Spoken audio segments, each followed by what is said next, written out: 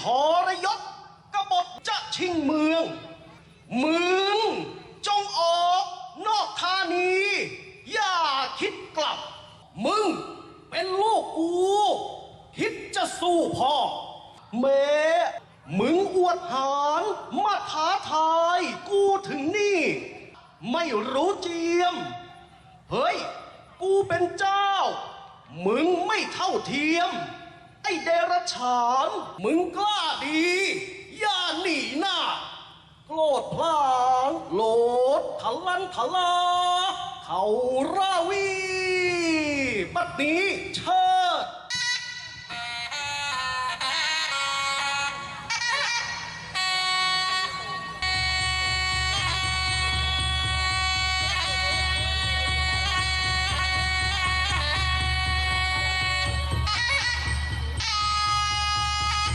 วัดขนอนเราเนี่ยเมื่อปีพศ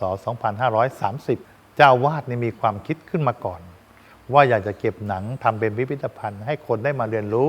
ในสมัยนั้นอาจารย์เพิ่งบวชเจ้าวาดได้มีการชักชวนอาจารย์จะช่วยกันทำพิพิธภัณฑ์เราอยู่บ้านนอกอยู่ต่างจังหวัดโยมหาตังก็ลำบากแล้วก็อยู่วัดในป่าเสียดายของที่มันวางทิ้งไว้แล้วก็มันชำรุดทรุดโทรมมาก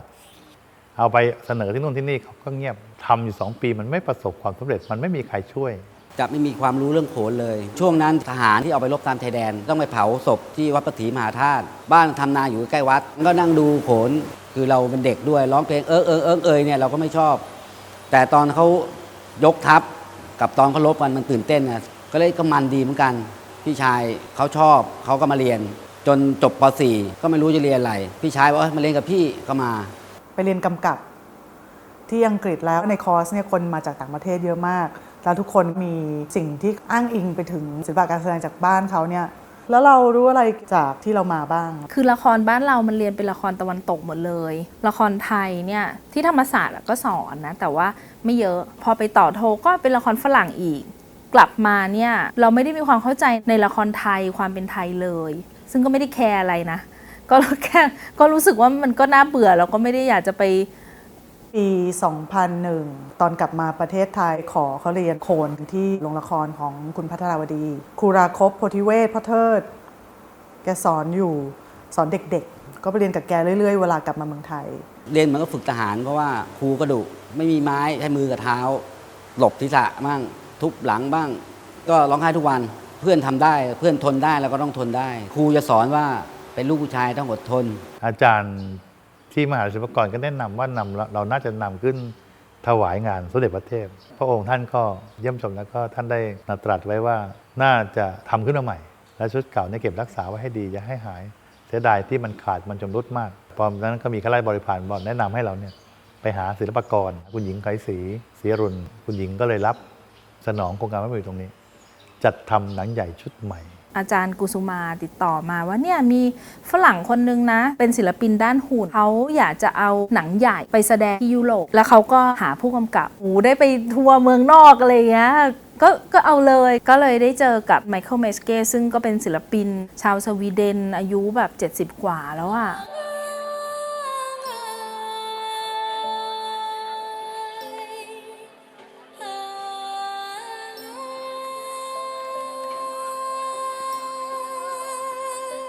เขาก็บอกว่า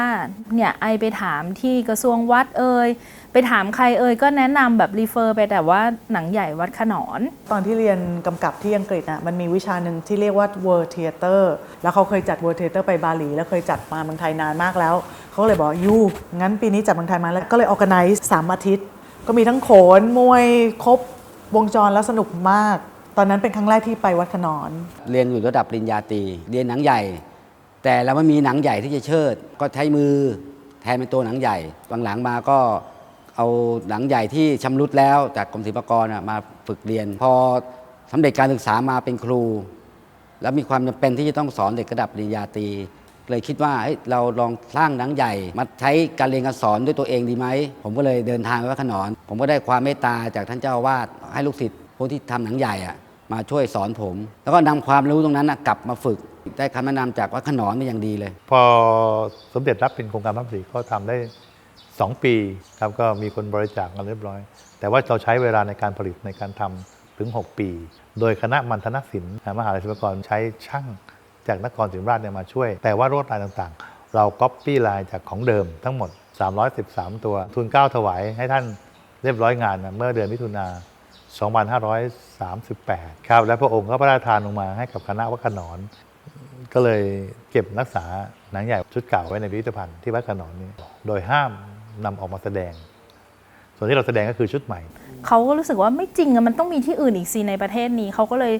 รีเสิร์ชเองจนเขามาเจอหนังใหญ่วัดบ้านดอน เราก็สงสัยแหละว่าทำไมเขาถึงเลือกหนังใหญ่วัดบ้านดอน ซึ่งมันไม่ได้ถูกเรคคอร์ไนซ์ในประเทศเราเลย ไม่รู้จักที่วัดบ้านดอน แล้วตอนนั้นด้วยความที่พี่พยายามจัดโปรแกรมให้มันเสร็จสิ้น พี่ก็เลยโฟกัสไปที่วัดขนอนเลยเพราะว่าเขาจัดให้ครบวงจร ตอนนั้นไม่ได้โฟกัสที่หนังใหญ่แต่โฟกัสของการเรียนไทยเธียเตอร์ ผมรู้จักวัดขนอนก่อนวัดบ้านดอนวัดขนอนที่ไปผมมีความรู้สึกมันใกล้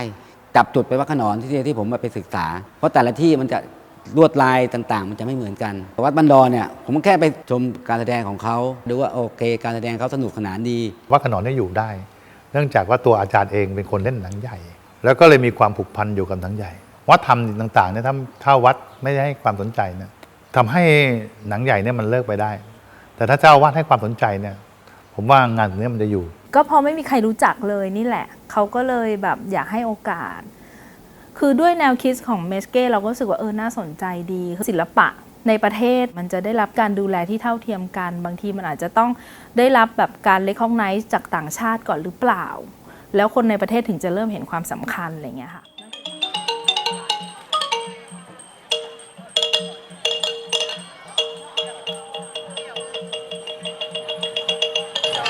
ลิงขาวนั้นเสมือนความดีแต่ลิงดำนั้นเปรียบเสมือนความชั่ว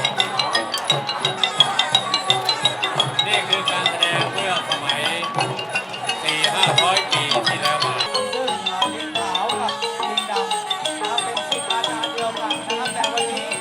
ครับศิษย์อาจารย์เดียวกันเกิดการทะเลาะ ชุดเก่านั้นเก็บอยู่ที่พิพิธภัณฑ์หนังใหญ่วัดบ้านดอน ซึ่งมีอายุกว่า 200 ปี เป็นหนังที่สร้างในยุคสมัยปลายอยุธยาบวกกับต้นรัตนโกสินทร์ หนังใหญ่เนี่ยเป็นศิลปะการแสดงชั้นสูงเป็นการเล่นของหลวง มหรสพกระแดงนี้เป็นมหรสพที่เกิดขึ้นอยู่ในวัง เราพบการแสดงในกฎมนเทียนบานเมื่อปีพศ 2001 ซึ่งตรงกับสมัยสมเด็จพระบรมไตรโลกนาถคนที่จะดูก็คือคนในวัง ประชาชนธรรมดาจะเข้าไปยุ่งเขาก็ไม่ได้ต้องดูได้ไกลๆ เขาสันนิษฐานว่าโขนเนี่ยเอาท่าเต้นมาจากหนังใหญ่เบสิกเรื่องเท้า แล้วก็เอาจอของหนังใหญ่มาแสดงเป็นจอโขน ตัวโขนเองเนี่ยมันมีข้อสันนิษฐานหลายทางมากหนึ่งในข้อสันนิษฐานคือมาจากหนังใหญ่เขาก็เลยมองว่าเป็นไปได้ไหมที่เมื่อก่อนเนี่ยก็เชิดอยู่หลังจอนี่แหละเริ่มน่าเบื่อก็เริ่มมาเชิดหน้าจอพอเริ่มเชิดหน้าจอก็เริ่มรู้สึกว่าแล้วถ้าไม่เชิดเลยล่ะมันก็เริ่มมีแบบการแสดงที่มีโขนหน้าจอนั่นก็คือว่าเขาเต้นโขนละยังมีจออยู่หนังวางไว้ซ้ายขวาแล้วจนในที่สุดเอาทุกอย่างออกไปหมดเลยเหลือแต่โขน ทุกคนอยู่นิ่งๆก่อนนะครับ ขอถ่ายสัมภาษณ์ท่านรัฐมนตรีก่อนนะครับ เป็นแบ็กกราวด์ให้หน่อยนะครับ ปี 2005 หลังจากที่จบทำงานฝึกงานเป็นผู้ช่วยผู้กำกับอยู่ 2-3 ปี คณะละครชื่อ Theater Right ทำงานหุ่นให้เด็กโดยเฉพาะ คือเขาทำงานเป็นเขาเรียกว่า Size Specific เกิดแรงบันดาลใจระหว่างบทและพื้นที่ Production หนึ่งที่เยอรมันเขาเรียกว่า Zollverein ซึ่งเป็น area ที่เป็น World Heritage แคว้นรัวซึ่ง100 ปีที่แล้วเป็นแคว้นของเหมืองแร่โดยเฉพาะ แล้วมันมีตึกหนึ่งที่เป็นตึกทำปุ๋ย ซึ่งเป็นตึกร้างอยู่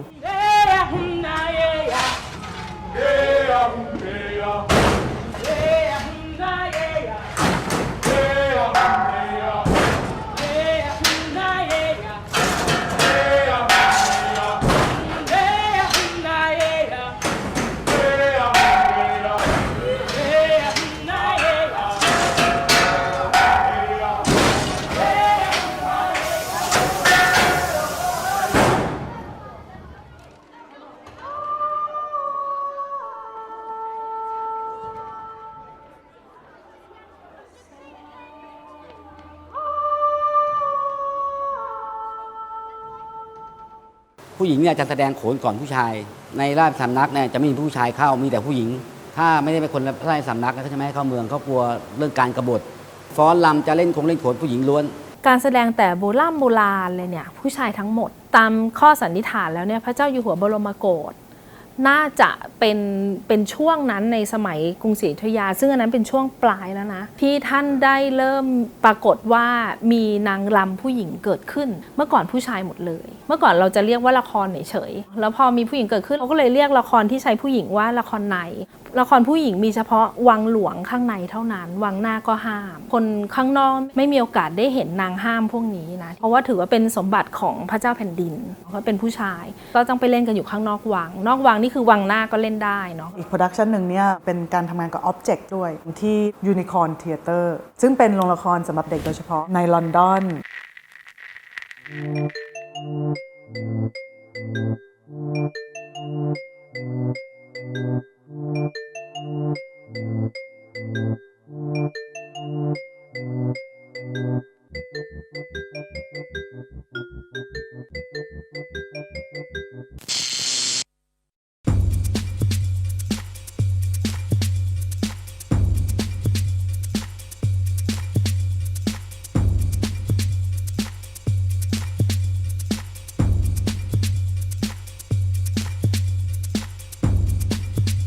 ถือว่าได้ว่าเป็นการจุดประกายความสนใจงานด้านละครให้เด็กเป็นครั้งแรกเพราะเมื่อก่อนจะคิดว่างานเพื่อเด็กและเยาวชนเนี่ยมันน่าเบื่อระยะหลังมาเรื่องเป็นสงครามก็ให้ครูผู้หญิงออกมาสอนให้ประชาชนรอบนอกฝึกได้อะไรได้เลยแพร่หลายออกมาโขนเองก็เป็นโขนผู้ชายพอร3ท่านไม่ได้โปรดให้มีละครในท่านให้ยุติไปเลยพวกวังนอกๆเนี่ยก็เริ่มแอบเอาผู้หญิงไปเล่นอาจจะเป็นผลพวงมาจากยุคร2เฟื่องฟูมากใช้เงินทองเยอะมากในการดูแลพอมาถึงร4ขึ้นปุ๊บท่านโปรดให้มีละครผู้หญิงกลับเข้ามาในวังพวกนอกๆก็กังวลไม่กล้าทำท่านก็เลยออกเหมือนพระราชกฤษฎีกาว่าแบบอนุญาตนะทำได้หลังจากนั้นมีละครผู้หญิงเกิดขึ้นเยอะมากแล้วมันก็ถึงยุคที่ละครผู้ชายเริ่มเฟดไปแต่โขนก็จะมาเฟื่องฟูอีกทีก็คือยุคร6เพราะว่าท่านนิยมให้มหาดเล็กฝึกเขาก็เลยเป็นที่นิยมว่าให้เด็กผู้ชายเรียนต้องใช้พละกำลังเยอะส่วนมากมันมีเรื่องของการรบฉากรบมันตะการตาเนาะเป็นผู้ใหญ่และเป็นผู้หญิงจะบอกว่าเป็นข้อห้ามไหมคงบอกว่าไม่เป็นข้อห้ามเพราะว่าไม่ได้รู้สึกว่าโดนห้ามเรียนแล้วในสมัยปัจจุบันมีผู้หญิงเรียนโขนเยอะขึ้นเยอะจริงๆวิทยาลัยนาฏศิลป์พอเรามาพูดถึงขนาดนี้เขาก็มีการปรับเปลี่ยนด้วยเหมือนกันเขาเปิดให้กับคนนอกหรือว่าผู้หญิงได้เข้ามาเรียนถึงแม้ว่าจะเป็นลักษณะที่ไม่ทางการวัฒนธรรมตัวนี้ได้มีการเผยแพร่จากวังเขาเรียกว่าพ้นกำแพงวังมาสู่ยังชุมชนมันก็มาไม่ถึงประชาชนนะครับเนื่องจากว่าเรายังอยู่ในระบบข้าทาสบริวารมันก็จะนำมาได้ในบ้านของเจ้านายเจ้าเมืองและก็วัดซึ่งเป็นจุดศูนย์กลางของชุมชนเจ้านายต่างๆเนี่ยก็จะมีคณะหนังของตัวเองได้ถึงเวลางานใหญ่จริงๆก็จะเปิดให้คนทั่วไปได้ชมคนที่เป็นคนคอยดูแลศิลปินคอยออกเงินต่างๆก็คือเจ้านายอัตลักษณ์มันเป็นคำถามให้เราตลอดเพราะว่าอยู่ในลอนดอนมันมีความหลากหลายในเรื่องของชาติพันธุ์มากมีแม่ที่อายุมากขึ้นเราก็รู้สึกว่าอยากกลับมาใช้เวลาในเมืองไทยมากขึ้นก็มีช่วงหนึ่งที่กลับมาครึ่งปีอยู่ที่นู่นครึ่งปีแล้วช่วงที่อยู่ครึ่งปีก็อยากทำอะไรที่เราสนุกเราก็เลยคิดถึงเรื่องแลกเปลี่ยนทางวัฒนธรรมทางด้านศิลปะการแสดงปี 2009 ก็เลยเริ่มเอางาน Art on Location มาลงที่กรุงเทพเปิดเวิร์กช็อปการอบรมโขนครั้งแรกให้กับศิลปินต่างประเทศวัดขนอนรับการเล่นหนังใหญ่มาเนื่องจากว่าเดิมเคยเป็นด่านเก็บภาษีอากรเราเรียกว่าด่านขนอนเรื่องด่านนี้มันตั้งมาตั้งแต่อยุธยามาด่านมาเลิกในสมัยรัชกาลที่5เมื่อยกเลิกไปในด่านก็ไปรับราชการอยู่ในเมืองลพบุรีรู้จักกับครูโขนครูหนังของเจ้าเมืองลพบุรีก็กลับมาพาครูอั๋งมาไหว้หลวงปู่กล่อมท่านพระครูศรัทธาสุนทรอดีตเจ้าว่าครูอั๋งก็อยากจะทำหนังตะลุงถวายหลวงปู่กล่อมหลวงปู่กล่อมบอกว่าหนังตะลุงในชาวบ้านเขามีกันทั่วอยากจะทำหนังตัวใหญ่ก็ให้ดูหนังที่เขามาถวายไว้ตอนเป็นด่านทำให้มันเหมือนลักษณะเนี้ยแล้วก็มาแสดงกันจะได้ไหมครับก็เลยมีการชักชวนกันทำขึ้นมาหลวงปู่กล่อมท่านเป็นช่างเองด้วยในสมัยรัชกาลที่5ก็เราเลยเป็นเจ้าของหนังใหญ่กันมาตั้งแต่ในยุคนั้นครั้งแรกเนี่ยมีครูประสิทธิ์ครูสมศักดิ์มาสอนยังได้เรียนในโบสถ์ด้วยเป็นที่ศักดิ์สิทธิ์ในนั้นมากปีที่2ก็ได้เรียนที่ลานมรกตข้างในแล้วก็ได้มาแสดงตรงหน้าโบสถ์แต่พอปีที่3มันก็มีการเปลี่ยนแปลงเนาะมันก็เลยเกิดความยากลำบากมากขึ้นซึ่งมันก็มีผู้ใหญ่บางคนที่น่ารักและเปิดกว้างแต่ว่าในขณะเดียวกันรู้สึกว่าอาจจะลำบากแล้วได้ข่าวว่าเขาพูดมาว่าเฮ้ยสอนให้คนต่างชาติเดี๋ยวเขาก็ขโมยของเราไปซึ่งก็เป็นอะไรที่ หนังใหญ่ที่มันเป็นฝีมือของพระสงฆ์เรามีอยู่2 วัดวัดขนอนจังหวัดราชบุรีอดีตเจ้าวาดวัดขนอนเป็นผู้รวบรวมโดยช่างฝีมือชาวบ้านแล้วก็หนังใหญ่วัดพระพราชัยเพชรบุรีนะครับเป็นของหลวงพ่อฤทธิ์อดีตเจ้าวาดเป็นผู้ที่สร้างหนังใหญ่ไว้ตั้งแต่สมัยรัชกาลที่3ส่วนหนังใหญ่ที่เราเห็นอยู่ในปัจจุบันนะไม่ว่าจะเป็นหนังใหญ่วัดบ้านดอนจังหวัดระยองก็ดีหนังใหญ่วัดสว่างอารมณ์สิงห์บุรีก็ดีหนังพวกนี้เป็นหนังมีเจ้าของก็คือวัดสว่างอารมณ์ก็ขุนบางมรประมวลกิจหนังใหญ่วัดบ้านดอนเนี่ยเป็นของเจ้าเมืองระยองพอเลิกเล่นก็ถวายวัดบ้านดอนเอาไว้ให้ชุมชนวัดบ้านดอนก็เอามาเล่นกันเกตยมจินดาเจ้าเมืองระยองได้ล่องเรือไปที่ภาคใต้แล้วก็ไปเจอการแสดงหนังแล้วก็ชอบใจมันก็เป็นการประดับบารมีเนาะเขาก็ซื้อยกมาทั้งคณะเลยแล้วก็มาอยู่ที่บ้านเขาดังนั้นเนี่ยหนังใหญ่ของวัดบ้านดอนไม่ได้มีพื้นเพมาจากระยองแต่เป็นของต่างพื้นที่ที่มาอยู่ตรงนี้เขาเองเขามีความแปลกแยกในเชิงวัฒนธรรมอยู่แล้วโขนที่เราเล่นเนี่ยมันมีช่วงที่มันมีการปรับเปลี่ยนเหมือนกันด้วยการที่รัชกาลที่ 6ท่านโปรดศิลปะการละครและท่านก็ไปเรียนมาในประเทศอังกฤษท่านก็ชอบชื่นชมในเชคสเปียร์ชื่นชมในการทำฉากหรือการสร้างฉากใหม่ๆซึ่งในช่วงรัชกาลที่ 6ก็มีทั้งสตานิสลาฟสกี้ขึ้นมาไอ้เรื่องของละครเรียลลิซึมขึ้นมามันก็มีผลกับการสร้างฉากของละครของโขนในปัจจุบันบางอย่างมันมีเรื่องของเรียลลิซึมเข้าไปมันมีการแลกเปลี่ยนหรือการปรับเปลี่ยนความรู้และวัฒนธรรมทางการละครมาตั้งแต่ไหนแต่ไรตั้งแต่สมัยรัชกาลที่5เราคงได้ยินว่ามีวัฒนธรรมต่างประเทศหลั่งไหลเข้ามาสู่บ้านของเรามากมายคนไทยเราไปรับวัฒนธรรมต่างประเทศก็ทำให้หนังใหญ่ก็ดีโขนก็ดีซบเซาลงไปพอถึงสงครามโลกครั้งที่2เนี่ยเขาบอกว่าประเทศไทยไม่เป็นอารยะใช่ไหมที่เราดูหนังเรื่องโหมโรงครับทำให้คนเนี่ยไม่ได้เอางานวัฒนธรรมนี่มาแสดงกัน ถ้าใครแสดงเชยเป็นสิ่งที่ไม่ดีเพราะถูกปลูกฝังมาในยุคนั้นพอถูกวางลงแล้วก็ทุกอย่างเลยนะไม่ว่าจะเป็นโขนเป็นหนังใหญ่เป็นลิเกหุ่นละครเล็กดนตรีไทยเนี่ยถูกวางลงใครเล่นเสียงดนตรีดังมานี่เห็นไหมที่มีการขับไล่ในเรื่องโหมโรงเนี่ยอันนั้นแหละคือการชี้เห็นว่าสงครามทำให้วัฒนธรรมนั้นเลิกไปก็แค่ดูแลสิ่งต่างๆที่มันโบราณคล่ำคลึให้อยู่ในกรอบเท่านั้นแหละครับทุกอย่างเนี่ยมันต้องมีกฎระเบียบไว้คอยควบคุมเป็นธรรมดาฉันเชื่อว่าผู้พันควบคุมกองทหารได้เป็นหมื่นแสนแถวทหารของผู้พันคงจะงดงามเมื่อถูกบังคับให้เป็นระเบียบแต่กับดนตรีและศิลปะฉันว่ามันแตกต่างกันนะกฎเกณฑ์ที่ออกมาโดยคนที่ไม่เข้าใจมันอาจจะส่งผลร้ายมากกว่าดีนะผู้พันท่านครูกำลังต่อว่าท่านผู้นำอยู่ใช่ไหมพอหมดสงครามแล้วเนี่ยเราหยิบการแสดงอย่างอื่นขึ้นมาแต่ว่าเราไม่ได้หยิบหนังใหญ่ขึ้นมาตรงนี้ทำให้หนังใหญ่เนี่ยหมดไปเราสนับสนุนต่อพิบูลสงครามเราจะต้องทำตามผู้นำของชาติไทยตามผู้นำของชาติสังคมมันเริ่มมีการเปลี่ยนแปลงขึ้นมียุคสงครามมีอะไรเกิดขึ้นอะไรเงี้ยเขาก็ไม่สามารถที่จะเมนเทนคณะนี้เอาไว้ได้เพราะว่าหนังใหญ่เป็นอะไรที่แพงทำไมมันถึงจะสูญหายเพราะมันไม่สนุกเลยเมื่อแค่ยกแผ่นหนังขึ้นมามีรูมีเงาแล้วก็เต้นหนังก็อยู่เงี้ยมันก็ว่าวแล้วคนก็พากไปคนภาคกลางก็ดูแป๊บเดียวก็ไม่ดูแล้วเพราะมันไม่สนุกเลยทั้งคนแกะหนังแล้วก็นักแสดงหนังเนี่ยเขาต้องทุ่มเทมากเลยฝึกหนักขนาดนี้จะไปทำนาเลี้ยงวัวเลี้ยงควายดูแลครอบครัวอะไรเงี้ยไม่ได้เพราะนั้นมันต้องมีคนสนับสนุนเขาแล้วเขาก็มีอาชีพเป็นศิลปินหนังใหญ่เนี่ยก็เลยถูกทิ้งเพื่อที่จะทำให้สิ่งที่ดั้งเดิมเนี่ยยังคงอยู่ต่อไปโดยที่ไม่ตายการอนุรักษ์มันควบคู่ไปกับการปรับเปลี่ยนพูดจากการอยู่ที่ประเทศอังกฤษงานของเชคสเปียร์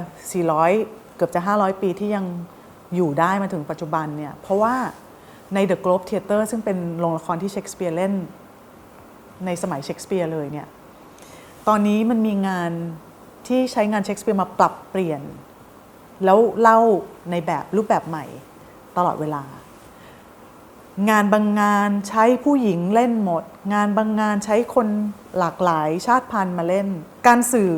งานของเชคสเปียร์ในรูปแบบที่แตกต่างมันก็เข้าถึงคนดูที่หลากหลายมากขึ้นแล้วมันก็ช่วยให้งานของเชคสเปียร์เนี่ยเป็นที่รู้จักกว้างขึ้นเรื่อยๆแล้วทำไมบ้านเราเป็นอย่างนั้นไม่ได้อันนี้ถูกทิ้งในที่นี้ไม่ได้หมายความว่าทิ้งขว้างไปเลยนะเพราะว่าหนังใหญ่เนี่ย คนไทยถือว่าเป็นศิลปะขั้นสูงที่สุดของนาฏกรรมไทย เพราะว่าเอาสัตว์มาฆ่าแล้วก็เอามาทำเป็นหนังเราก็ถือว่า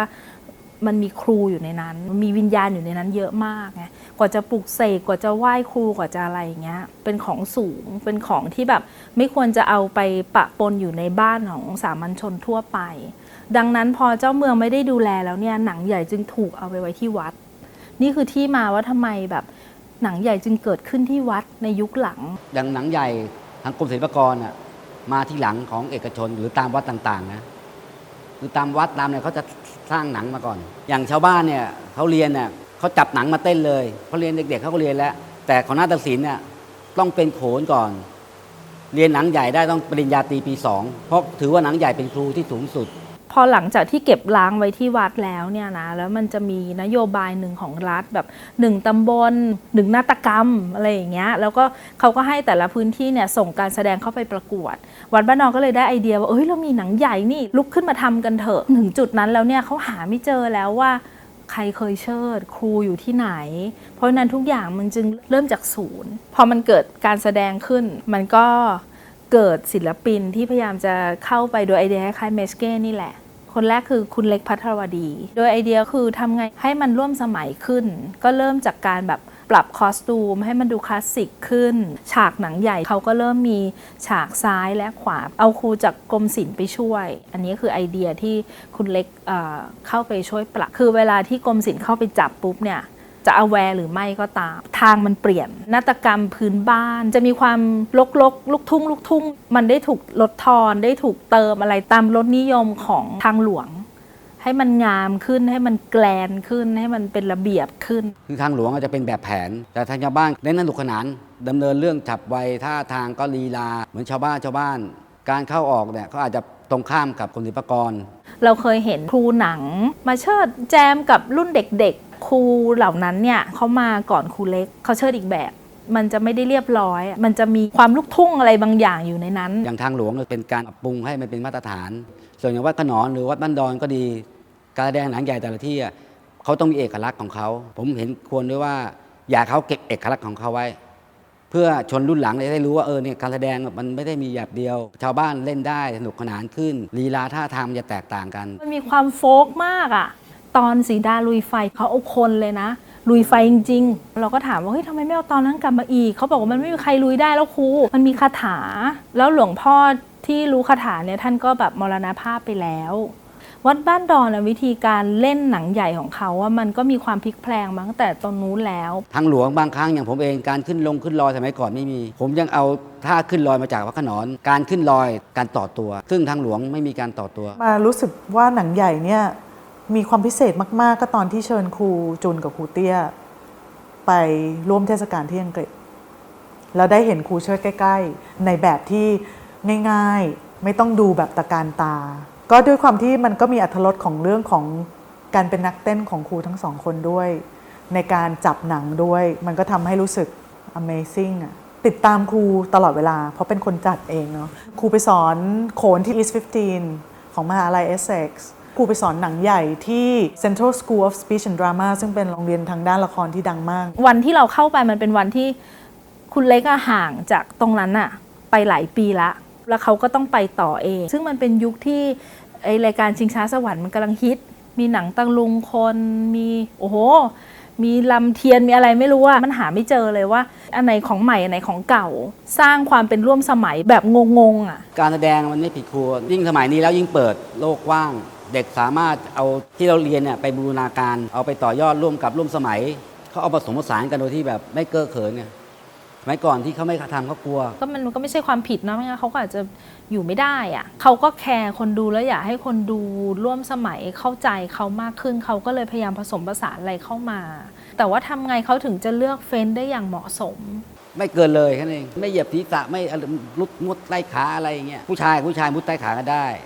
คนที่มุดใต้ขาได้คือเป็นตัวลิงเพราะลิงเป็นอะไรลิงเป็นสัตว์เดรัจฉานเมสเก้เขาก็หันมามองหน้าว่านี่แหละเขารู้สึกว่ามันต้องการทำงาน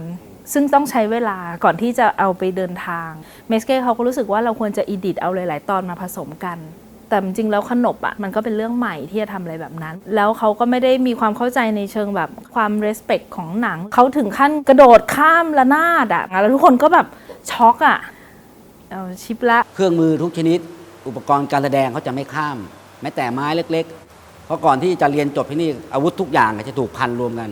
แล้วให้เด็กที่เรียนเนี่ยยกเหนือศีรษะแล้วเดินออกจากประลำพิธีเพื่อว่าได้รับมอบจากคุณครูให้เป็นผู้ถ่ายทอดได้ไปสอนได้ไปแสดงได้การเป็น ownership เพื่อให้อัตลักษณ์แข็งแกร่งเขาต้องกลับไปในที่ที่มันดั้งเดิมห้ามผู้หญิงเชิด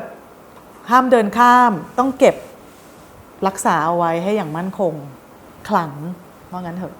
จะรอดไหมว่าอะไรเงี้ยแล้วเด็กๆที่มาเนี่ยก็ยังเคี้ยวหมากฝรั่งไปเชิดไปอยู่เลยนะแล้วเราเป็นผู้หญิงเนี่ยเราไปแตะหนังไม่ได้ตอนแรกก็ไม่รู้ก็เข้าไปจับเขาก็ตกใจครูจุนและครูเตี้ยพี่เชิญให้แกมาสอนเวิร์กช็อปครูทั้งสองก็จะบอกแล้วว่ามีขนบอะไรบ้างเราจะถือหนังยังไงเราต้องให้ความนับถืออยู่ดีเพราะหนังเหมือนเป็นครูกับคนต่างชาติให้เขาเข้าใจว่ามีขนบต่างๆนะแต่ว่าไม่มีการห้ามผู้หญิงที่จะเรียนเลยมีลูกศิษย์ก็มีเชิดในส่วนตัวนะนี่คิดว่าในสรีระเขาเนี่ยในการยกไม้เขาจะเห็นหน้าอกบางคนอายตรงนั้นถ้าไม่ใช่ศิลปินจริงๆนะเขาจะอายแต่ถ้าเป็นต่างชาติเนี่ยเขาจะไม่มองตรงนั้นบริบทจริงๆเลยคนไทยไม่ใช่ไม่ดูหนังก็ดูหน้าอกใช่ไหมเด็กผู้หญิงก็เลยไม่อยากจะมาแสดงเราก็เกิด question เยอะมากเด็กไทยที่ไม่รู้เรื่องอะไรเลยกับฝรั่งที่ก็ไม่ได้เข้าใจความเป็นไทยเนาะกับ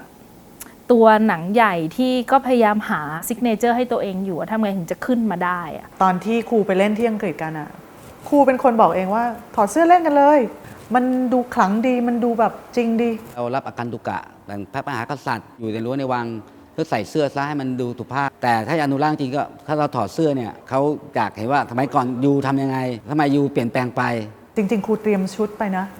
พอใส่เครื่องแบบมันไม่เข้าอ่ะเป็นเครื่องแบบมหาดเล็กเข้าใจว่าเป็นเพราะว่ามันมีการรีเลทหนังกับความเป็นทหารศิลปินส่วนใหญ่มันมาจากพวกนักรบนั้นนะนักรบสักยันหมดคนตีกลองก็คือนักรบคิดว่ามันมีความวิกตอเรียนนิดๆคือคนไทยจริงๆเราก่อนวิกตอเรียนเราแก้ผ้ากันเยอะกว่านี้เยอะเราแบบเปลือยกันเรารู้สึกสบายกับการที่ไม่ต้องนุ่งห่มแต่พอในตอนช่วงโคโลนีเข้ามาเนี่ยเราจะได้ไม่เหมือนกับเป็นพวกบ้านป่าเมืองเถื่อนอย่างเงี้ยมันก็เริ่มเข้ามาทำงานอะไรบางอย่างกับความรู้สึกของความเป็นไทยสมัยนี้ต้องใส่เสื้อเวลาเล่นหนังคำว่าดั้งเดิมของเรามันก็เห็นถึงการได้รับอิทธิพลจากภายนอกตลอดเวลาแต่ผมไปงานถ้าไปการคอนเทนต์ผมถอดเสื้อหมดแสงและเงาเวลาเราเหงื่อออกเนี่ยมันจะเห็นมันได้อารมณ์ไปอย่างหนึ่งมันมีพลังนะเป็นอุปสรรคด้วยยกแขนก็ไม่ได้ติดแขนเสื้อความเข้มแข็งมันหายไปเลยนะสมัยนี้จะไปงานนอกจะไปงานต่างๆเนี่ยผมยังคัดนักแสดงเลยว่าเฮ้ยขอร่างกายหน่อยวะให้ดูพีฟิตแพคหน่อยว่าออกไปให้คนดูมันเกรงขามหน่อยว่าเฮ้ยมันอย่างนี้พอมันเป็นเรื่องของดานซ์และมูฟเมนต์มันเห็นมนุษย์น่ะนักแสดงเมื่อเขามาอยู่หน้าสกรีนแล้วเราเห็นชาโดว์และความ Amazing ของการเคลื่อนไหวของเงานั้นเมื่อนักแสดงไปอยู่ข้างหลังเพราะฉะนั้นมันมีการเปลี่ยนการมองตลอดพอมีคอสตูมมันก็ทำให้เราอินเทอร์เพรตไปที่แต่พอครูไม่ใส่เสื้อหนังพอมันอยู่กับผิวอะมันเหมือนกับเป็นรอยสักแล้วพอเห็นรอยสักที่อยู่บนผิวของครูเนี่ยมันเกิดการสร้างความเชื่อมโยงอะไรบางอย่างหนังที่เป็นหนังใหญ่ก็คือคำจากหนังก็จริงมันครอบคลุมสร้างความเป็นอัตลักษณ์ของเราไอเดียของคำว่าหนังมันก็เลยเป็นอีกจุดหนึ่งที่พี่อยากทำงานโปรเจกต์นี้โดยการพูดถึงเรื่องอัตลักษณ์แต่หลังจากนั้นครูกลับไปมันก็เลยทำให้เกิดไอเดียหนังใหญ่โปรเจกต์ขึ้นมาก็เลยขอทุนจาก Arts Council of England ทำ Lab Research and Development ตอนนั้นก็เลยหาผู้ร่วมงานเป็นนักเต้นไทยนักเต้นญี่ปุ่นทั้งสองคนไม่เคยมีพื้นฐานการแสดงไทยเลย Research ทดลองคนรู้จักของครูจุนครูตุ้ยดนัยพันทองซึ่งเป็นนักเต้นที่เรียนจากวิทยาลัยนาฏศิลป์มาก่อนแล้วย้ายไปอยู่อังกฤษมาช่วยสอนทั้งโขนและหนังใหญ่ให้กับนักแสดงทั้งคู่วิธีที่เราคิดว่าน่าจะดีที่สุดคือให้องค์ความรู้ของเราในเชิงกำกับในเชิงการแสดงว่าที่เราเรียนมามันคือหา Unity ให้เจอเริ่มจากธีมก่อนเนาะหาคอนเซปต์ก่อนแล้วก็ทุกอย่างเนี่ยทำเพื่อเซิร์ฟธีมและคอนเซปต์นั้นมันจะได้ไม่กระจัดกระจายแต่ช้อยจะเป็นอะไรก็ต้องแล้วแต่คุณอาทิตย์แรกเรียนโขนแล้วก็เรียนเชิดหนังใหญ่ ก่อนที่เราจะทดลองกัน พี่จะบอกว่าศิลปินว่าให้ลืมขนบต่างๆให้ treat หนังเหมือนกับเป็น object โดยที่ไม่ต้องมีบริบท เตือนตัวเองเสมอว่าเราต้องไม่ทำตัวเป็นผู้รู้ไปสอนสั่งเขาแต่มันต้องเหมือนกับการไปเจอกันแล้วก็ไปหาด้วยกันว่าโอเคถ้างั้น identity ของคุณจะคืออะไรด้วยความที่มันมีพื้นฐานมาจาก Object Theater การมอง Object เราไม่ได้มองโดยมีบริบทของมันมาแล้ว เพื่อที่ว่าเราจะได้รู้ว่าแก้วอันนี้มันทำอะไรได้มากกว่าการที่จะใส่แค่น้ำไหมการที่จะให้เครื่องมือที่มันยั่งยืนคือให้แนวคิดมันต้องตีความมันต้องแบบเห็นภาพให้ชัดทำไงถึงจะแบบกล้าที่จะ transform ตัวเองเข้าไปเป็นตัวละครที่เชิดหนังอันนั้นได้เขาก็จะมีการเชิดหนังในแบบที่ไม่ไปตามขนบคุณลักษณะของหนังที่เขาสามารถเอามาแอพพลายได้กับร่างกายเขามันมีความเป็นไปได้อะไรบ้างคือเมื่อก่อนเนี่ยเขาจะพยายามอย่างมากเลยที่จะเชิดแล้วก็ให้หนังมีชีวิตขึ้นมาอะไรเงี้ยแต่ว่าเขาจะไม่ได้ aware กับตัวเองแต่คุณไม่ได้อยู่หลังจอแล้วเนาะเรามาอยู่หน้าจอแล้วคนเชิดหนังใหญ่เนี่ยไม่ได้ปิดหน้าเพราะนั้นเนี่ยเราปฏิเสธไม่ได้หรอกที่เราจะต้องเป็นหนึ่งในตัวหนังด้วยทั้งหมดทั้งมวลเนี่ยเราทำเพื่อให้คนดูเนี่ยเขา connect กับหนังได้ง่ายขึ้นพอเราเซตโกลขึ้นมาว่าทำไมถึงต้องทำมันก็ช่วยทำให้เขาแบบคลี่คลายแล้วมันก็จะเริ่มเกิดไอเดียต่างๆจากเขามากขึ้นพอหลังๆมาเล่นหนังใหญ่อย่างเดียวมันก็ไม่สนุกแล้วก็เอาหนังติดตัวโขนเล่นหนังด้วยเล่นโขนด้วยสลับกันไปอย่างเช่นแบบเวลาหนังยักษ์กับลิงเขาสู้กันหนังเขาก็ต้องเอามาชนกันแล้วก็ยื้อกันไปยื้อกันมามันจะยื้อกันแค่หนังไม่ได้บอดี้เรามันก็จะต้องมีแรงฟอร์สที่ต้องสู้กันจริงๆแล้วเวลาถูกผลักออกมาเราไม่ใช่แค่แบบเชิดให้หนังรู้สึกโกรธนี่ฉันโกรธอยู่นะอะไรเงี้ยแต่คุณต้องโกรธด้วยคุณรู้สึกยังไงที่คุณแพ้เขาแล้วคุณถูกผลักกระเด็นออกไปวิ่งเข้าหากันกระโดดขึ้นต่อตัวปั๊บค้างท่าลงมาปั๊บปุ๊บซิ่งแทนที่จะเต้นก็ตับคนดูหลับพอเขาใช้ตัวเองเข้าไปด้วยมันก็เจอท่าใหม่เขาก็ควงหนังตัวเองแบบน่าสนใจมากหรือวิธีที่เขาแบบหมุนหนังตอนที่แปลงกายอะไรเงี้ยหรือวิธีที่เขามองกันอะไรเงี้ยมันสื่อสารผ่านตัวนักแสดงด้วยไม่ใช่แค่หุ่นแต่ว่าเราก็ต้องคอยเตือนเขาว่าท้ายที่สุดแล้วเนี่ยพระเอกคือหุ่นเนาะเรารู้ว่าหนังที่มีรูปลักษณ์อย่างเงี้ยสามารถใช้มันในแบบอื่นได้แต่ว่าในการลายที่อยู่บนหนังมันมีความเฉพาะเจาะจงเลยทำให้รู้สึกว่าตอนนั้นการที่จะทำงานใหม่เกี่ยวกับหนังใหญ่โดยที่อยากพูดเรื่องอื่นที่ไม่ใช่รามายณะยากละด้วยการที่มาเริ่มทำเทศกาลละครนานาชาติสำหรับเด็กและเยาวชนไอ้ Big Fest เนี่ยมันก็เลยทำให้เวลาของพี่ในการที่จะกลับไปโฟกัสกับงานหนังใหญ่โปรเจกต์มันเลยไม่มีเวลา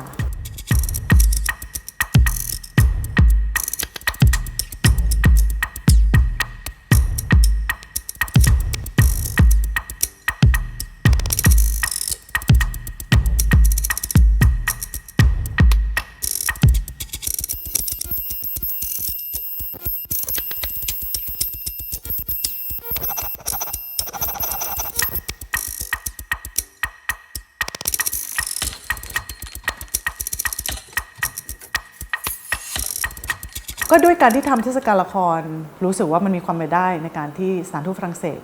จะสนับสนุนซึ่งเป็นประเทศที่มีความโด่งดังในเรื่องของการทำละครหุ่นพี่ก็เลยเริ่มคิดถึงหนังใหญ่โปรเจกต์ที่ยังค้างอยู่เนี่ยมาสร้างงานใหม่โดยที่เป็นงานที่เหมาะสำหรับเด็กด้วยและเป็นการทำงานร่วมกันกับศิลปินที่มาจากประเทศฝรั่งเศสตอนไปเนี่ยก็คิดว่าฉันจะไปสอนแบบmethod acting เขาอะไรเงี้ยทำให้เขาเข้าใจให้ได้ว่าอินเข้าไปมันเป็นยังไงอะไรเงี้ยแต่พอไปถึงปุ๊บพอเขาไหว้ครูเสร็จโอ้โหแบบมันเป็นภาวะที่มันเหนือกว่าที่นักแสดงในยุคปัจจุบันจะเข้าไปถึงเนาะมันเป็นภาวะแบบทรานส์เข้าไปเลยพอเขาก้มลงกราบพ่อแก่ไหว้หนังแล้วเขาจับหนังเนี่ยเขาเป็นเด็กอีกคนเลยที่เมื่อกี้เพิ่งแว้นมาหรือเพิ่งเล่นเกมกันมาอะไรอย่างเงี้ยเมื่อเขาอยู่กับหนังแล้วมันมีอะไรบางอย่างที่เขาอุทิศให้แล้วเขาเชื่อมากๆหรือแม้กระทั่งแบบโมเมนต์ที่เขาเข้าไปเป็นสีดาเข้าไปจับตัวพระลักษมณ์พระรามอะไรเงี้ยเขาก็สามารถที่จะแบบ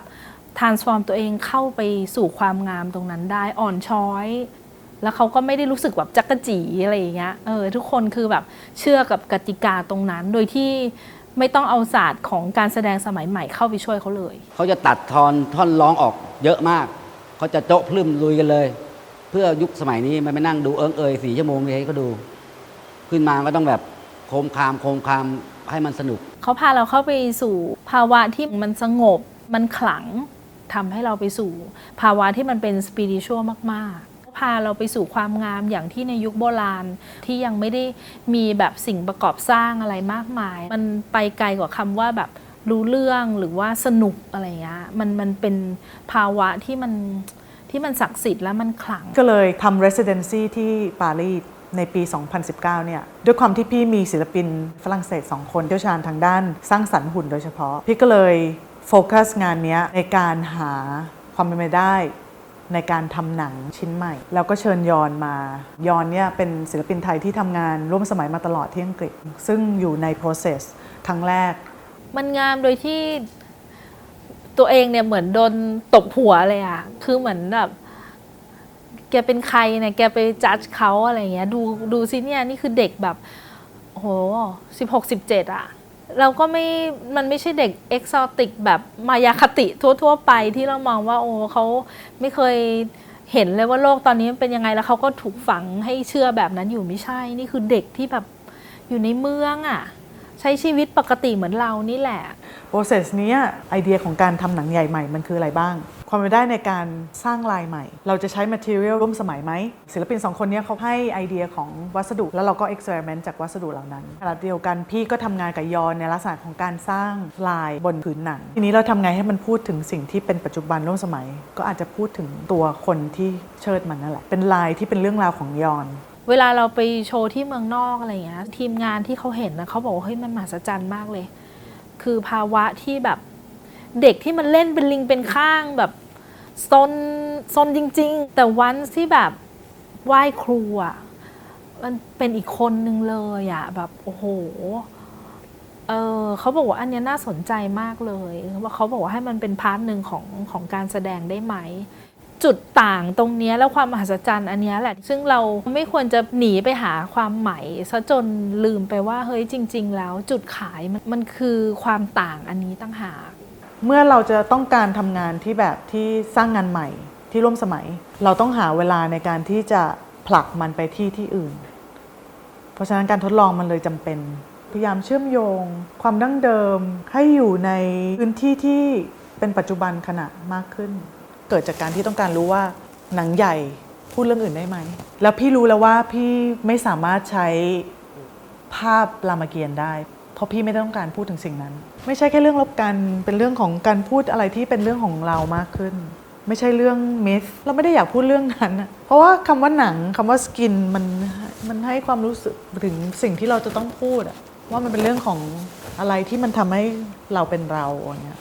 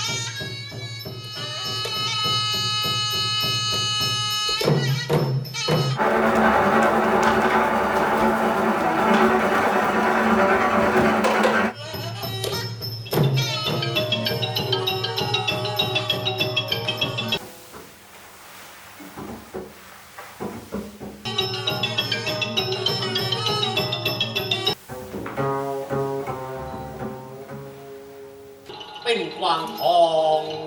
ของโซพีเจ้ารักช่วยพี่ด้วย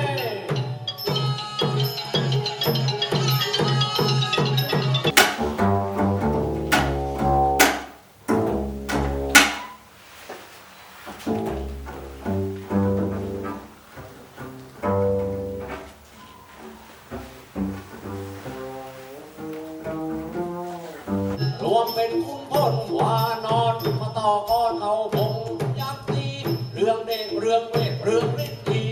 ตุลีแห่งองค์ละพระรามามาแทนตู้ยกตราอาวุธดินสุดมอดมวยสังฆา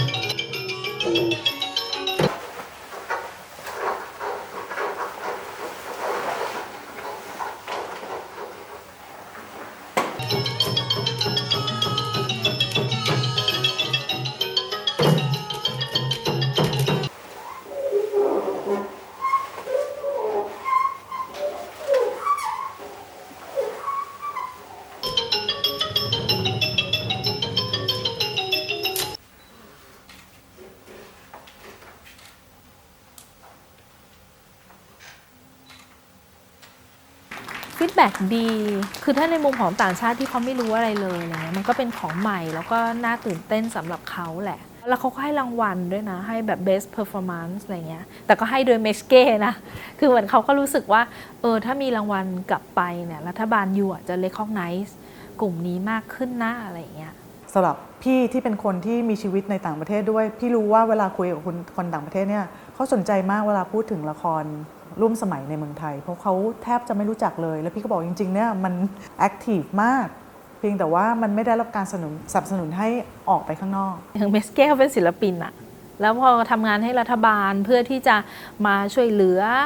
มาเลือกงานที่เหมาะสมอะไรอย่างเงี้ยมันเลือกในมุมของศิลปินอะพยายามให้มันไปต่อเขาก็เลือกที่ต้องการความช่วยเหลือ มันเริ่มจากวัฒนธรรมจังหวัดก่อนวัฒนธรรมจังหวัดแต่ละจังหวัดเนี่ยมีความรู้พื้นฐานกับวัฒนธรรมน้อยมากเคยไปแสดงจังหวัดหนึ่งถามว่าโขนเป็นยังไงคะอ้าวผมก็ไปไม่ถูกคุณเป็นวัฒนธรรมจังหวัดโขนเป็นยังไงคะแล้วก็ไปไม่ถูกเลยถ้าภาครัฐเนี่ยเข้าใจกระบวนการจริงๆเข้าใจปัญหาจริงๆและเห็นคุณค่าจากในมุมของคนสร้างงานได้จริงๆอะไรเงี้ยมันจะช่วยได้มากเข้าใจคนในกระทรวงว่าเขาไม่มีพื้นฐานตรงนั้นเขาทำงานตามหน้าที่อย่างไปต่างประเทศเขา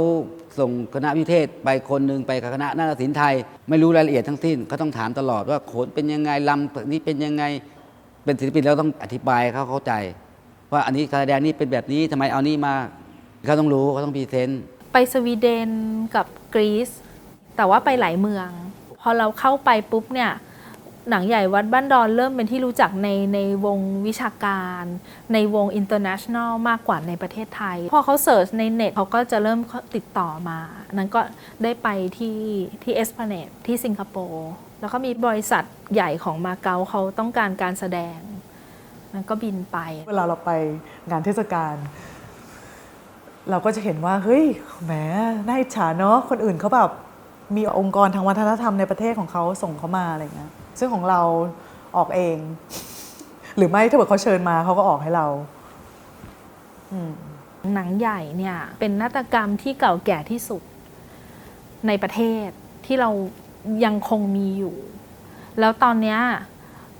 หนังใหญ่ของหลวงก็ไม่เหลือแล้วกรมศิลปากรนะฮะก่อนก็มีหนังเยอะมากนี่เกิดเหตุทางโรงละครไฟไหม้หนังชุดนั้นก็สูญหายไปกับเพลิงหมดก็ได้สร้างขึ้นมาอีกหนึ่งชุดเก็บดูแลรักษาไว้เป็นอย่างดีไม่ให้ประชาชนออกมายืมใช้พอมีงานสมโภชใหญ่ๆเนี่ยเขาจะออกมาแสดงคือไปกับไฟไหม้อันนั้นแล้วไม่ได้มีหลงเหลือเอาไว้ที่เป็นของหลวงแล้วตอนนี้ก็จะเหลืออยู่ตามวัดต่างๆแล้วก็ไม่ได้เกิดมีการแสดงเป็นเรื่องเป็นราวหนังใหญ่เป็นการแสดงก่อนการแสดงโขนเป็นการแสดงเบิกโลงก็เล่นแค่นั้นจริงหนังใหญ่เขาไม่มีใครเล่นกรมศิลปากรไม่ได้เล่นแต่ว่าตอนนี้มีแค่วัดเดียวที่ได้รับการดูแลแต่อีก2วัดคือวัดสว่างอารมณ์กับวัดบ้านดอนเนี่ยก็ลุ่มๆดอนๆมากเลยนะเด็กเหล่านี้มาด้วยใจแล้วก็ไม่ได้รับค่าตอบแทนอะไรนอกจากจะมีคนจ้างแล้วพี่ๆที่เขาฝึกน้องอยู่ทุกวันนี้โหเขา เขาคือแบบบุคคลสำคัญของประเทศเลยนะเพราะเขากำลังสืบสานสิ่งที่มันสืบทอดกันมา200 กว่าปีอะแล้ววันหนึ่งถ้าเขาไม่ไหวแล้วเขาไปต่อไม่ได้ นั่นหมายถึงว่าเราก็จะเหลือหนังใหญ่เพียงแค่คณะเดียวในประเทศไทยหนังใหญ่เนี่ยคณะวัฒนธรรมไม่มีการสืบทอดไม่มีอะไรต่างๆสักวันหนึ่งมันก็หมดไปตรงเนี้ยส่วนหนึ่งก็คือต้องให้ภาครัฐให้การสนับสนุนตั้งแต่การปลูกฝังให้กับเยาวชนมันไม่จำเป็นต้องเป็นหนังใหญ่อะไรที่มันคือวัฒนธรรมที่เราได้ต้องควรให้รักและรักษาไว้เพราะความเป็นไทยมันเกิดจากหลายๆวัฒนธรรมด้วยเหมือนกันเป็นไทยสมัยไหนอะไรเงี้ยเหนื่อยอะความเป็นไทยสำหรับแต่ละสมัยของคนที่มาเป็นรัฐมนตรีเลยมันเปลี่ยนไปไหมท่านไม่ได้จบเกี่ยวกับการแสดงโดยเฉพาะท่านมาจากนักการเมืองบางท่านบางสมัยลำไทยเป็นยังไงก็ไม่รู้ถ้าเป็นไปได้คนที่ดูแลเกี่ยวกับกระทรวงวัฒนธรรมน่าจะมีพื้นฐานของในด้านการแสดงไม่ว่าการแสดงโมเดิร์นแสดงศิลปะไทยเขาจะตอบโจทย์ได้บางรัฐบาลก็ให้ความสนใจงานด้านของวัฒนธรรมบางรัฐบาลก็ไม่ได้ให้ความสนใจรัฐบาลไหนให้ความสนใจวัฒนธรรมนั้นก็จะมีความเจริญรุ่งเรืองเอกชนก็ให้การสนับสนุนด้วยไม่ต้องไปมองว่ามันมีคุณค่ามากพอหรือเปล่าก็ได้แต่แบบกับคนกลุ่มหนึ่งที่เขาพยายามจะสืบสานสิ่งเหล่านี้คุณไม่ได้มองว่ามันเป็นสิ่งที่น่าชื่นชมแล้วก็ควรจะได้รับการช่วยเหลือบ้างหรือถึงว่าจะไม่ต้องเข้าถึงหนังใหญ่โดยทีเดียวนะครับไม่ต้องลึกซึ้งแต่ว่าให้รู้จักความเป็นหนังใหญ่นะครับให้รู้จักว่านี่คือศิลปะประจำชาติของไทยในอดีตตรงนี้แหละนะถ้าประชาชนแล้วก็เยาวชนได้รู้ได้มาเรียนรู้ได้มาศึกษาคนทำงานหนังใหญ่ก็จะมีกำลังใจในการทำงานหนังใหญ่ต่อไปมันโอเคมากที่เขาจะสนับสนุนงานที่อนุรักษ์เนาะแต่ขณะเดียวกันอยากให้เขาเปิดรับความเป็นไทยในปัจจุบันดูตึกรางบ้านช่องที่เรารับเอาสิ่งจากต่างประเทศหรือว่าข้างนอกเข้ามาเทคโนโลยีต่างๆอยู่ในโลกปัจจุบันเนี่ยเราจะเรียกว่ามันเป็นต่างประเทศเหรอมันก็ยังเป็นไทยอยู่หรือเปล่าวัดบ้านดอนเนี่ยเขามีความผสมผสานอะไรกันมาค่อนข้างเยอะแล้วมีทางที่ค่อนข้างจะเป็นโฟล์กมันอาจจะไม่ได้สะท้อนขนบความเป็นไทยขนาดนั้นมุมมองของคนที่อยากจะไปสนับสนุนการอนุรักษ์วัฒนธรรมอ่ะเขาอาจจะรู้สึกว่าอันนี้มันกลายไปแล้วอ่ะเราจะต้องปรับทัศนคติของเราในแง่ของการอนุรักษ์ศิลปะไทยอ่ะไอ้ตรงกลางที่มันสมัยใหม่สมัยเก่ามารวมกันอันเนี้ยผมว่าโอเคกว่าให้การแสดงอ่ะมันมีสีสันมากขึ้นของเก่าคือจารีตของการแสดงความว่องไวแล้วของสมัยใหม่มาถ้าบางท่าเอาของสมัยมาโบราณมันเฟื่อไปแล้วเป็นรูปแบบที่ผสมผสานมันจะคลาสสิกมากกว่าด้วยคือตอนนี้เราแยกมันออกจากกันอะเนาะแยกแบบของเก่ากับของใหม่อะแต่ว่าศิลปะทุกอย่างมันมีการพัฒนาแล้วมีการเดินทางของมันอะซึ่งตอนนี้ศิลปะที่อยู่ระหว่างทางอะช่วงที่มันกลายมาพวกนาฏกรรมร่วมสมัยทั้งหลายอะมันถูกละเลยคนอาจจะรู้สึกว่าไม่รู้จำแนกเขายังไงแล้วใครมีหน้าที่ในการดูแลเพราะฉะนั้นศิลปะร่วมสมัยที่มันผสมระหว่างไทยกับตะวันตกอ่ะมักจะถูก question อ่ะว่านี่ไม่ใช่ของไทยฉันก็ไม่รู้จะสนับสนุนเธอทำไมเพราะเธอไม่ได้ stand for แบบความเป็นไทยอะไรเงี้ยอีกด้านหนึ่งฝั่งที่เขาบอกว่าเขากำลังสนับสนุนแบบความร่วมสมัยอ่ะเขาก็จะมุ่งไปสนับสนุนอะไรที่มันไปสุดอะร่วมสมัยมากอะไรอย่างเงี้ยเราก็เลยรู้สึกว่าตรงเนี้ยเป็นปัญหามากไม่มีปัจจุบันนี้หนังใหญ่มันไม่ใช่ของพระขนงแล้วมันเป็นสมบัติของชาติความเป็นไทยเนี่ยมันได้อิทธิพลมาจากอินเดียจากจีนจากเขมรจากล้านนามาลายูทุกที่ทุกคณะดีหมดทุกคณะมีเอกลักษณ์มีเหตุผลของแต่ละคณะศิลปินที่เขาใช่แล้วอ่ะแม้กระทั่งครูโบราณในทางไทยนะไม่มีความรู้สึกว่าอันนี้ไม่ได้อันนี้ไม่ใช่อันนี้ไม่จริงเลยอ่ะดีกว่าไปวิจารณ์ว่าท่าของคุณผิดไม่ถูกไม่ใช่แล้วตรงไหนมันคือใช่ มันคือศิลปะวัฒนธรรมมันบ่งบอกของความเป็นชาติตระหนักถึงความหลากหลายอันนี้แค่ไหนแล้วความเข้าใจในความหลากหลายในการสร้างความเป็นหนึ่งในความหลากหลายเขาเอนจอยกับการเห็นความหลากหลายเห็นไอเดียที่มันแตกต่างถ้าเราลืมศิลปะความเป็นวัฒนธรรมไทยเนี่ยมันก็เปรียบเหมือนคนลืมชาติเราไม่ได้ทำอะไรที่ไม่ใช่การไม่เคารพแต่ในขณะเดียวกันก็จริงๆกลัวเกรงอยู่นิดๆบอกได้ตรงๆด้านศิลป์เนี่ยจะอนุรักษ์ของเก่าแต่ในเมื่ออนุรักษ์แล้วเราไม่สร้างสรรค์ขึ้นมาเนี่ยการแสดงมันก็อยู่อย่างนั้นตลอดชีวิตความลื่นเริงบันเทิงใจที่เขาเห็นความต่างพ อถึงจุดหนึ่งอ่ะศิลปินจะเรียนรู้ที่จะเข้าใจว่านั่นคือความงาม ขอให้เรารักษาชาติของเราไว้ โดยการที่รักษาวัฒนธรรมนี้ไว้ การแสดงไม่มีผิดไม่มีถูก แตกต่างกว่าที่เราเรียนมาทำได้ไหมได้ เพราะสมัยนี้มันต้องมีความคิดสร้างสรรค์ ในประเทศนี้มันยังยากนักที่คนจะเปิดรับความคิดที่ผิดแปลกไปจากสิ่งที่มีมาแต่ดั้งเดิม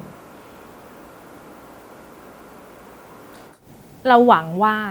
ประเทศเราก็จะเรียนรู้ที่จะไปสู่จุดนั้นด้วยเหมือนกัน ถ้าเราเรียนรู้ที่จะเคารพซึ่งกันและกันนะเวลาที่เราเวิร์คฮาร์ดกับอะไรมากๆแล้วเรารู้ว่าเฮ้ยมันล้มลุกคลุกคลานขนาดไหนที่มาเจออันนี้เรียนผิดเรียนถูก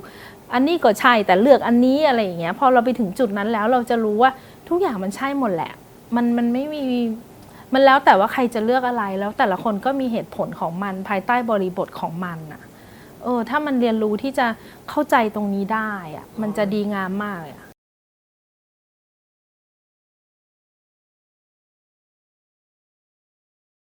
ประวัติศาสตร์ไม่ได้มีไว้เรียนเพื่อความภูมิใจ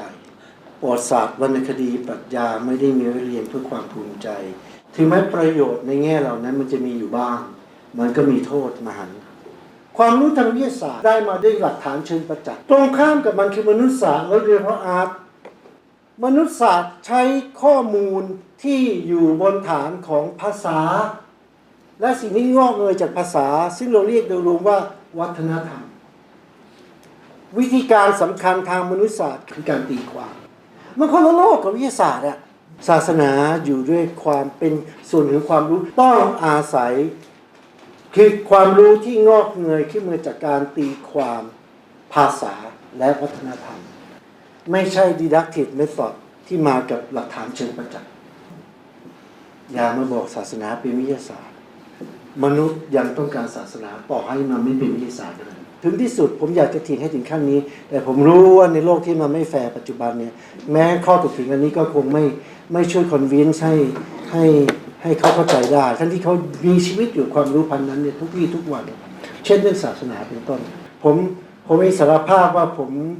เห็นมันยิ่งใหญ่มากยิ่งใหญ่มากไม่ได้ว่าสุดยอดสวยรู้อื่นๆนะมันช่วยให้ผมเข้าใจอะไรเยอะแยะนะฮะหมายมันมีศักยภาพให้ทำได้ถึงขนาดนั้นผมคิดว่าอยากจะพูดว่าถึงขนาดช่วยให้ผมสร้างระบบศีลธรรมของตัวเองด้วยซ้ำไปนั้นก็จะแปลว่าอะไรก็แล้วแต่ถ้าเราคิดว่าโลกเราอยู่ได้ด้วยความรู้เชิงประจักษ์และวิธีการทางวิทยาศาสตร์อย่างเดียวก็โอเคแต่ถ้าเราเข้าใจว่ามนุษย์เนี่ยมันอยู่มาได้ด้วยความรู้คนละชนิ